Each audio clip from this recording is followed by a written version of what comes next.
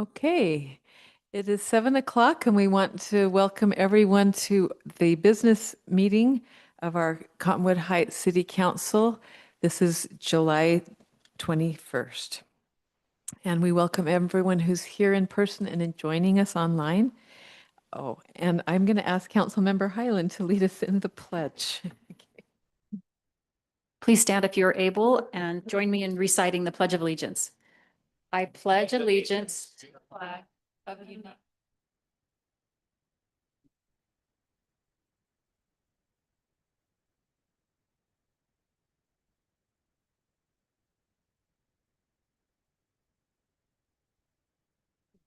Today, before we have our citizen comments, we will have time for our city council committee reports. And we will turn the time to Councilmember Holton. Good evening, everybody. Not a lot to report on. I think some of my colleagues may have a similar story. PTOS actually chose to not meet this last month to spend their time at Butlerville Days, and many of these committees had booths, and I'm just incredibly grateful for them to have taken the time to wear their little VIP volunteers in the park shirts and get some other people to participate. It was so great to see them.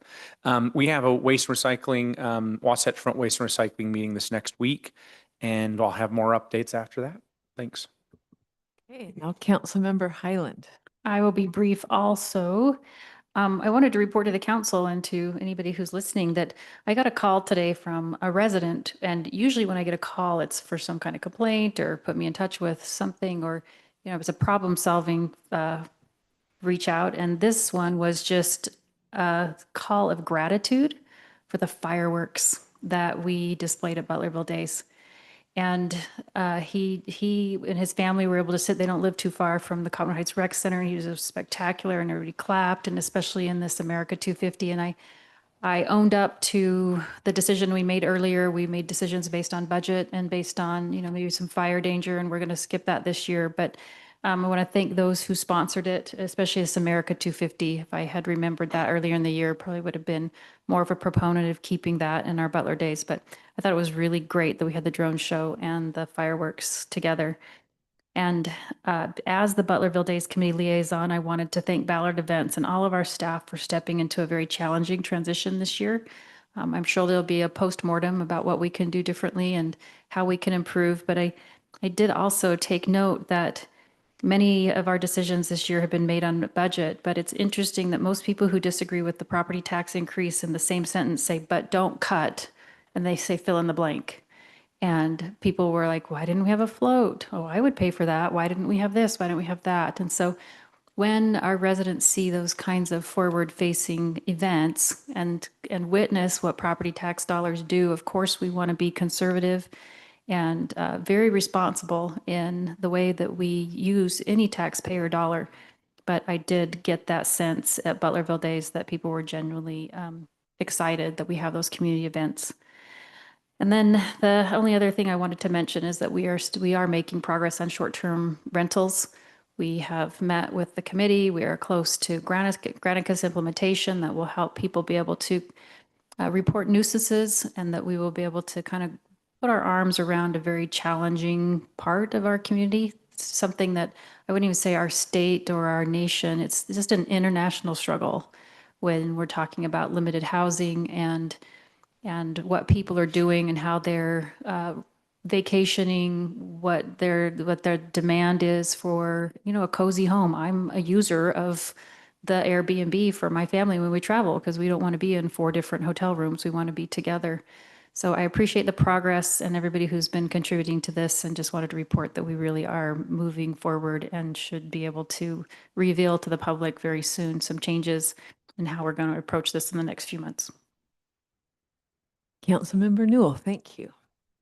I'm like my colleagues here. My committees, there really wasn't a lot of activity here this July, but I did want to make a little announcement about the Canyon School District Peer Court. This year, the Peer Court is really fortunate to have Justice Jill Pullman come in and actually initiate the swearing in of the Peer Court members. I've gone to a lot of these Peer Court sessions, and these kids are phenomenal. They are what it is, and I don't want to go into detail too much about it, but it's an opportunity for students that are having issues on campus to be able to be judged by their peers. And, you know, our Constitution actually follows that as well. And it is a great process to watch and to see how phenomenally bright these young people are. And they come from every district here along the Wasatch Front. And these kids take this very serious. But it's a great program. I'm glad to be a part of it and to be able to partake in watching these kids and help them get people from our law profession to come and actually talk to them and teach them, to give them insight. And that's probably the only thing going on. The swearing in for these young people is on August 26th at 6:30, and that'll be at the Canyon School District building in Sandy. So if you have a chance to go and just take a look at the process and see how these kids operate, it'll be well worth your time. Thank you. And now Councilmember Burrell.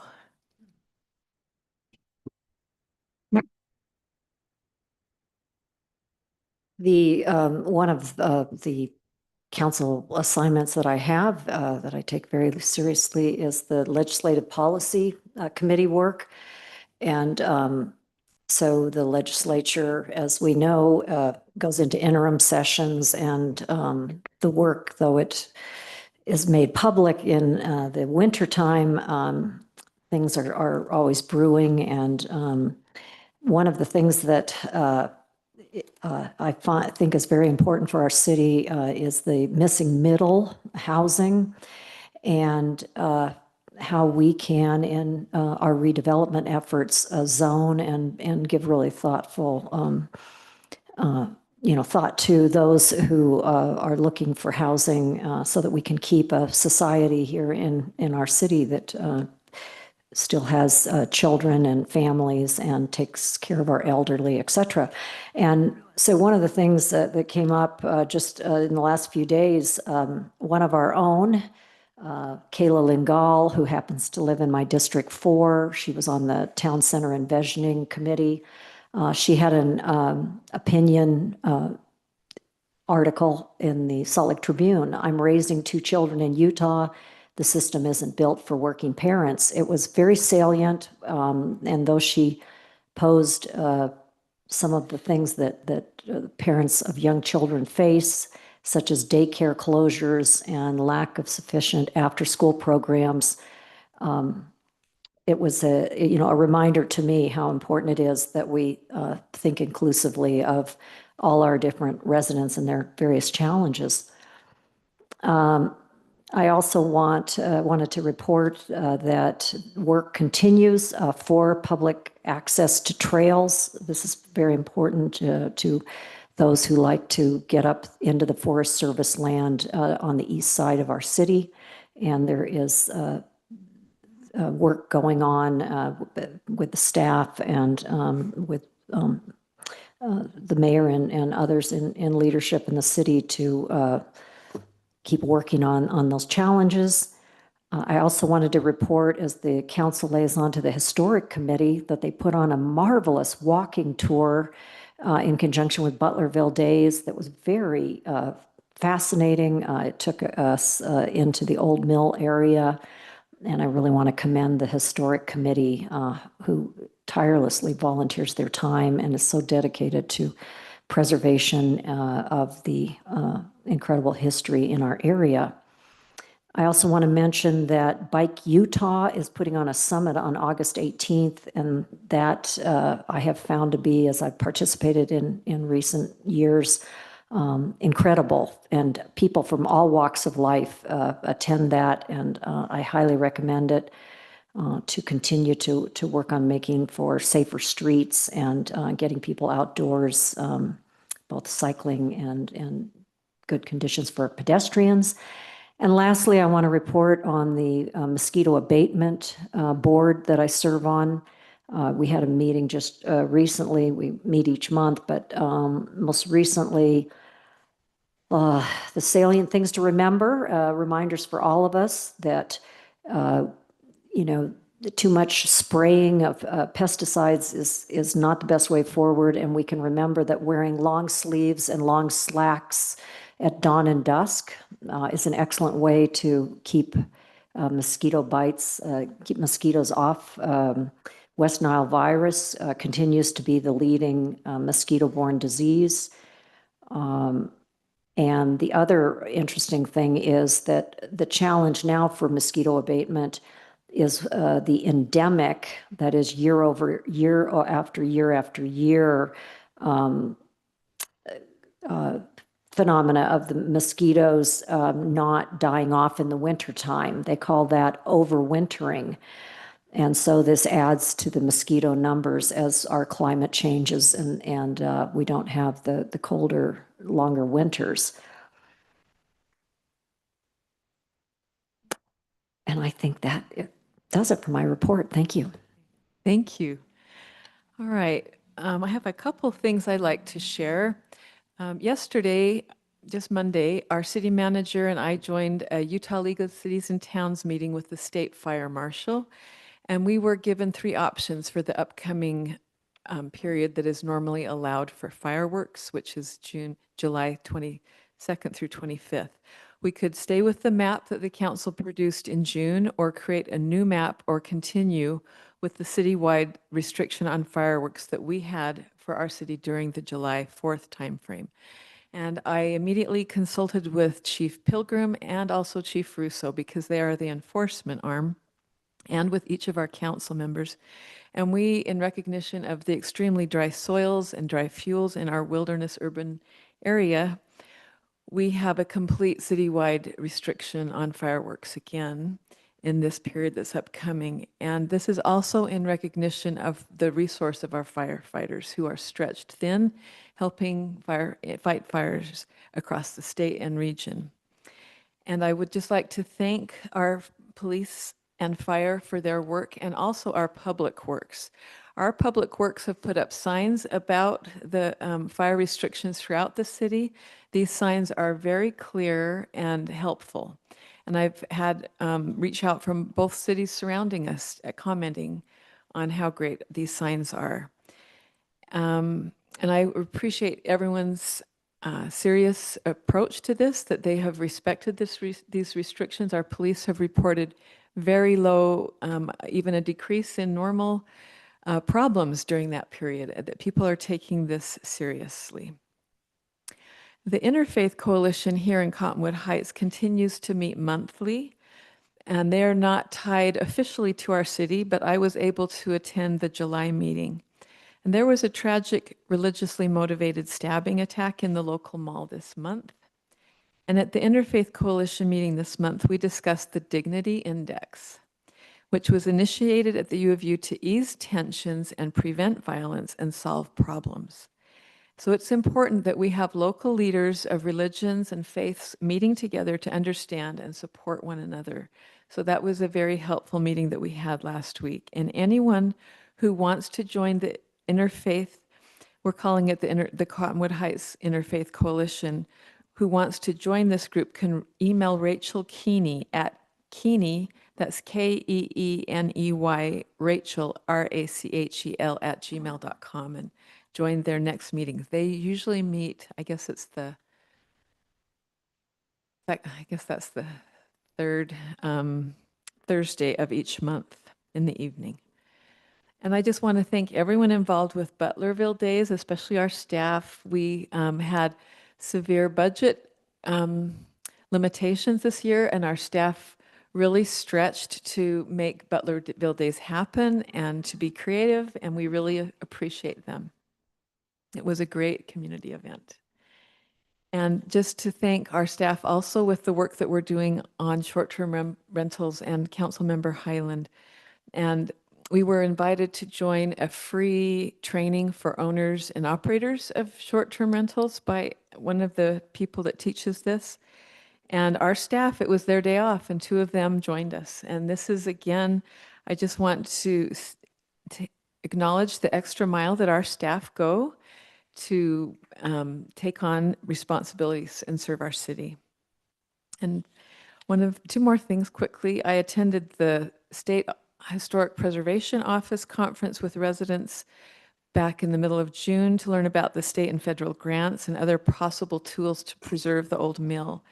And I appreciate residents who have met with me to share their suggestions. One of them came in 10 days ago and had quite the project that he considered, and he's a mechanical engineer, and he'd taken the time to really think about how to put the old mill to a future use. And if you want to be involved with finding a potential future for the old mill, please contact me and I can connect you with our neighbor and leaders who are organizing. And we are really excited for the Dunn engineering report that's due in September that will give better direction for the costs with different potentials for the old mill or the demolition. And then finally, the city center continues to be something that we in your council meet monthly with the developers involved, and this continues to be a high priority for us to find solutions for the problems that are in front of us with moving forward with development. And we're excited to begin moving forward and appreciate everyone's patience as we have worked on that. Thank you.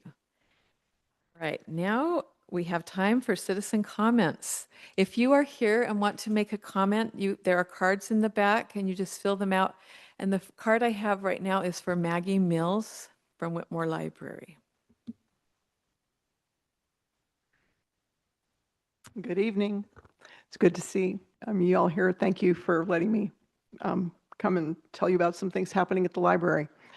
So the summer reading program doesn't wrap up until the end of July, so you still have time to finish and come and get your book prizes if you haven't already. And it is for everyone. So, and if you've not been tracking your reading, it's never too late to start.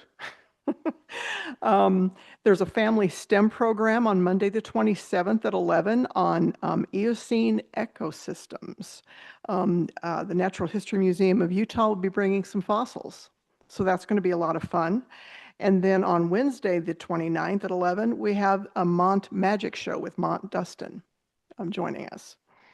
Also, the teens are having their different crafts. They're doing a bird a month all year, and this month is the California gull. So sort of to get into the Allosaurus spirit. So those are first come, first served while supplies last, and that starts Monday. And as always, we have the preschool story times, family story times, Ready, Set, Move, and the Play and Learn on Tuesdays, Thursdays. So come and join us with those. There'll be more to announce next month as we head into the school year. And also our produce swap will start August 10th and run through September, maybe longer. So thank you. Thank you, Maggie. And we have Kevin Dolan here. Good evening, everybody. Thanks for doing this. Good work in Butler Days, by the way. It looked like that all went pretty well. So we stayed away from the parade route by car because of obvious reasons, but it looks like it went pretty well. So nice work. I just have a couple of things. Recently, I lived down at Giverny, that development on Wasatch Boulevard. I know Wasatch gets lots of attention for all sorts of reasons. But recently, I think it was probably Matt Shipp, but you fixed a couple of things. There was a kind of a hole in the street along the side, along the bike route, and that got fixed. It's always good. That's always good to see. It's funny because I've been watching that going, I got to contact Cottonwood Heights and ask them to fix that. And the next thing I know, it's done. I'm going, that's incredible. That's magic stuff. Anyway, but thanks for that as well. I see you moved a 35-mile-an-hour speed limit sign actually where Cottonwood Heights boundary is. It used to be just a 35-mile-an-hour ahead. And so the reason I'm bringing this up is this: the second part. Between the Cottonwood Heights boundary and Wasatch and 9000 South, that's, I think, Sandy territory or Salt Lake County territory. It's 45 mile an hour there, and then it goes to 35, and then you go to Main Wasatch where it kicks up to 50. which means people go 70. But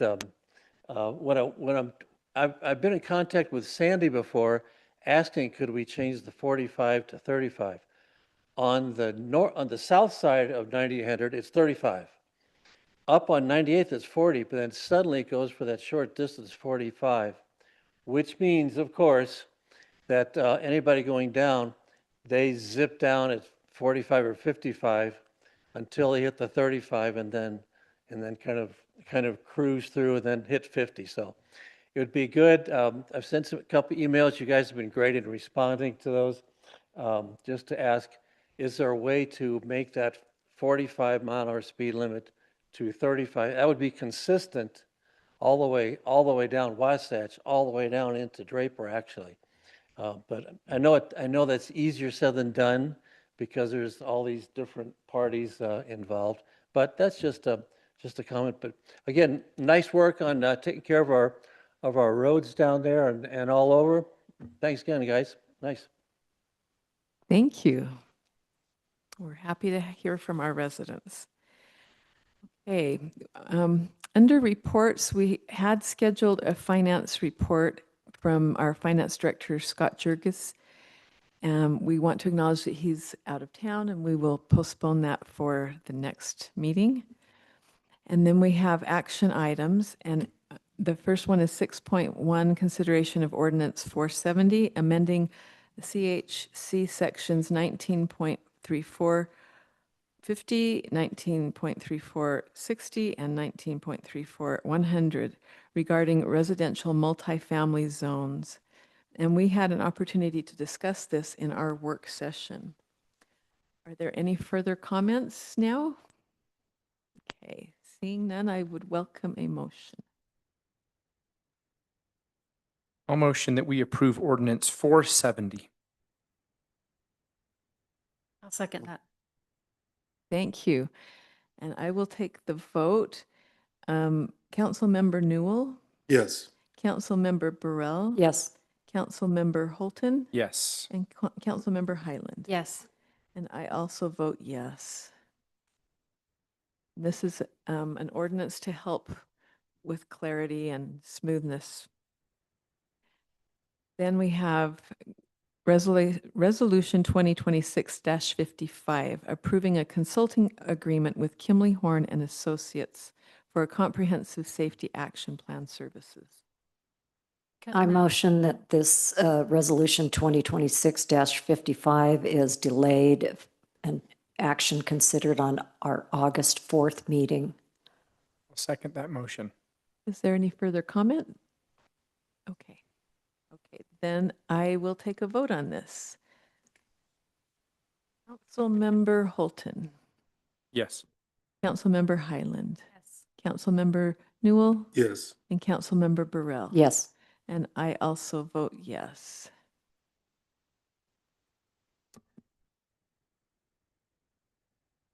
Then we have 6.3, consideration of resolution 2026-56, approving appointment of an advisor for the Cottonwood Heights Youth City Council. And this is Jesse Curtis, an appointment for him as an additional advisor to our Youth City Council Advisory Committee. Are there any comments? We discussed this in our work session. I just wanted to reiterate what I said in the work session. I think this is a fantastic add to our youth city council. Jesse Curtis is a teacher at Ecker Hill Middle School. He used to be a history teacher at Brighton High School. He's definitely invested in youth and youth development. And so if there aren't any other comments, I'd like to make the motion that we approve Resolution 2026-56. I'll second. Thank you. And with that, I'll take a vote. Councilmember Burrell, Yes. Councilmember Newell, Yes. Councilmember Highland, Yes. and Councilmember Holton. Yes. And I also vote yes.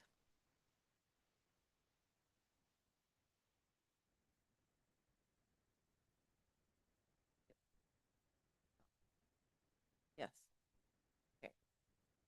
All right, now we're ready for consideration of resolution 2026-57, 2026-57, approving a consulting agreement with William Shane Topham for the city attorney transition services. Our city has had the services of Shane Topham since before its inception. And he has been very gracious to consider providing those services as we transition to an attorney that will be part of our city staff. So any further comments on this item? I'll make the motion to accept resolution 2026-57. I second that motion. I will take the vote. Councilmember Holton, Yes. Councilmember Highland. Yes. Councilmember Newell. Yes. And Councilmember Burrell. Yes.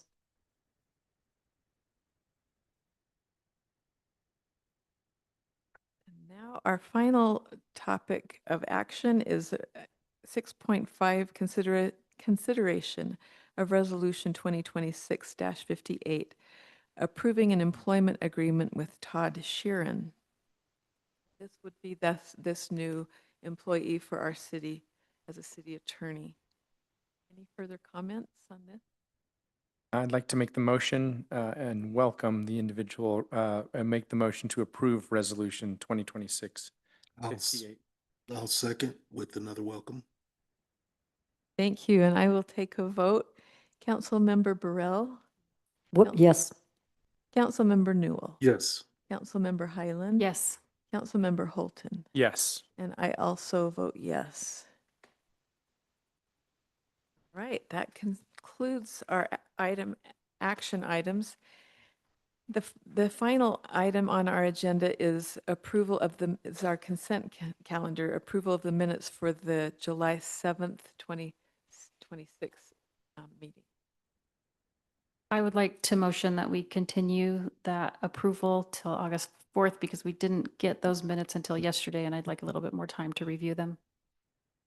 I'll second that. All in favor? Aye. Okay, then we're ready for a final motion. Make the motion to adjourn. All in favor? Aye. Thank you. And with that,